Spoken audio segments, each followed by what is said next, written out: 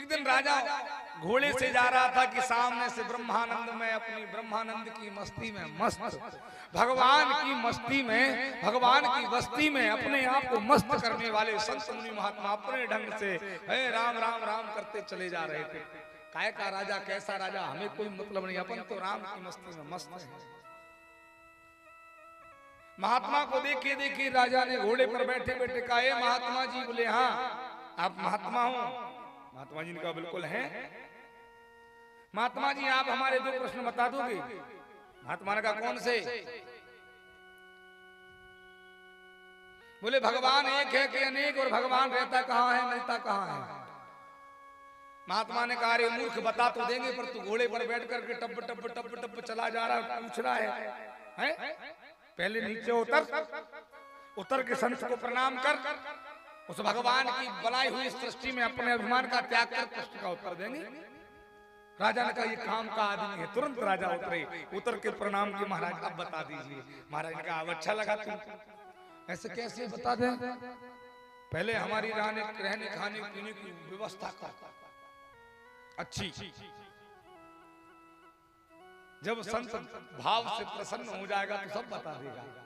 राजा ने तुरंत व्यवस्था कर दी। महाराज व्यवस्था करने के बाद में खाने पीने की व्यवस्था 2 4 8 दिन 15 दिन संत ने मौज से खाया पिया। संत सेवा करवा ली राजा से। आप कहें महाराज जी आप तो खाने के शौकीन हो इसलिए सेवा करवा ली। नहीं, ज्ञान का उपदेश भी अभिमानी को नहीं देना चाहिए, ये भी पाप है, ये संत जानते थे। संत ने कहा कि जब तक इसको ज्ञान का उपदेश नहीं दूंगा, जब तक ये झेलने के योग्य नहीं हो जाएगा, तो सेवा करके पहले भाव भक्ति जागृत करवाई। क्षमता भी तो हो ज्ञान को लेने की। उसके बाद संत ने कहा कि अब एक बात बताओ, अकेले में ये बात बताएं कि सबके सामने बताएं? राजा ने कहा महाराज सबके सामने बताओगे तो और अच्छा रहेगा। ठीक, सबको जोड़ लो। राजा ने ढिंढोरा पिटवा दिया कि संत मुनि महात्मा राज्य में आए हैं, ये बताएंगे कि एक है कि अनेक है, ये बताएंगे रहता कहाँ है मिलता कहाँ है भगवान।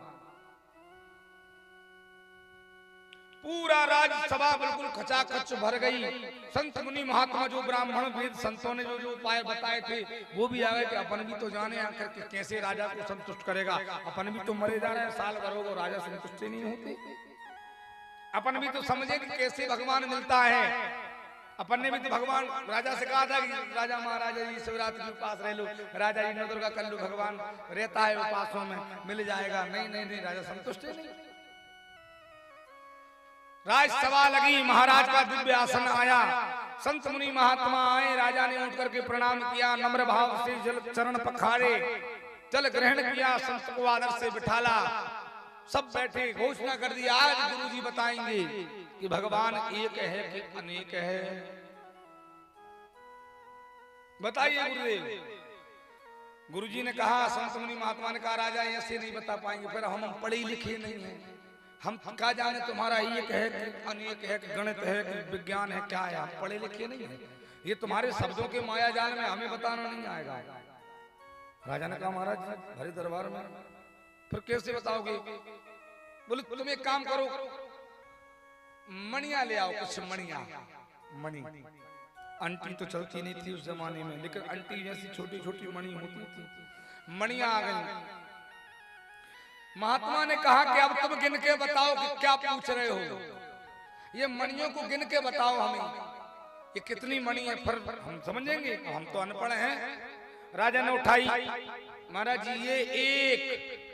संत बोले दिख गई, रख दो, रख दी। महाराज ने दूसरी उठाई, महाराज 2। महात्मा बोले कहाँ है 2? बताओ सिद्ध करो कहाँ है 2? राजा ने कहा महाराज गिनती में तो नहीं, गिनती में कुछ भी हो, हाथ में सिद्ध करो 2। राजा कहा 2 नहीं, एक ही, रख दी। महाराज अब ये 3। महाराज का कहाँ है 3 बताओ? संत ने कहा राजन हाथ में तो एक ही है, ये तो व्यवहार है गिरने का, 1 2 3 4 5 6 7 8 भी कर लो, हाथ में तो एक ही है ना, है अनुभव है ये।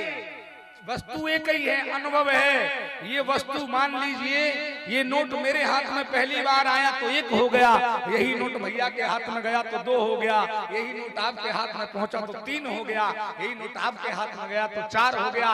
भगवान एक है लेकिन अनेक लोगों ने उसका अनुभव करा है, इसलिए परमात्मा एक से अनेक लोगों तक पहुंचा। परमात्मा एक है लेकिन जैसे जैसे अनुभव की गिनती बढ़ेगी भगवान अनेक हो गया। राजा ने कहा महाराज वाह क्या बात है, ऐसा इतना प्रेमी उत्तर तो इतना सच, वाह क्या सटीक उत्तर दिया। महाराज हृदय में उतर गया। दूसरा उत्तर दीजिए महाराज, भगवान रहता कहाँ है, रहता कहाँ है और मिलता कैसे है। महाराज संत महात्मा बोले ऐसे कैसे उत्तर दे दो, सुबह से भूखे प्यासे हैं, प्रश्न में प्रश्न पूछते जा रहे, कुछ खिलाते पिलाते नहीं हो।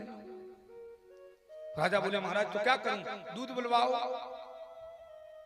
तुरंत दूध का कटोरा आ गया महाराज संत के हाथ में।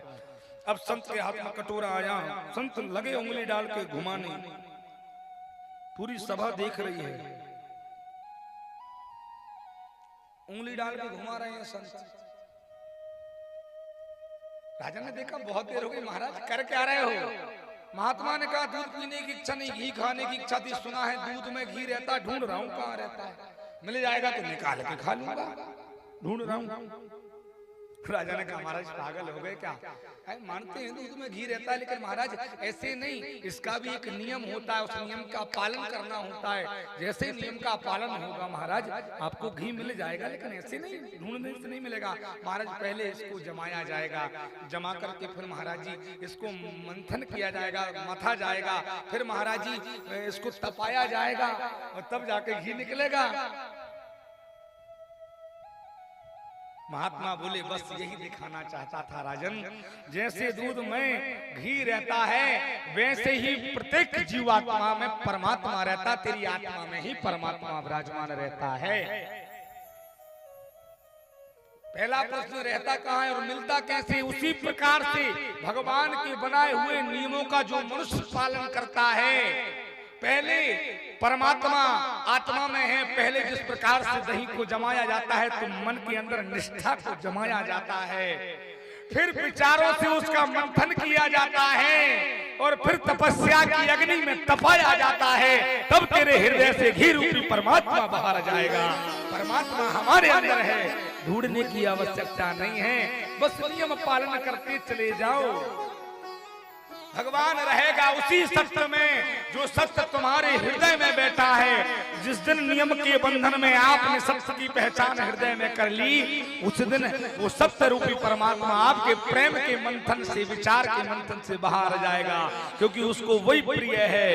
राम ही केवल प्रेम प्यारा, राम ही केवल प्रेम प्यारा, राम ही केवल प्रेम प्यारा, राम ही केवल प्रेम प्यारा, जाने ले सोई निहारा, जाने ले सोई निहारा।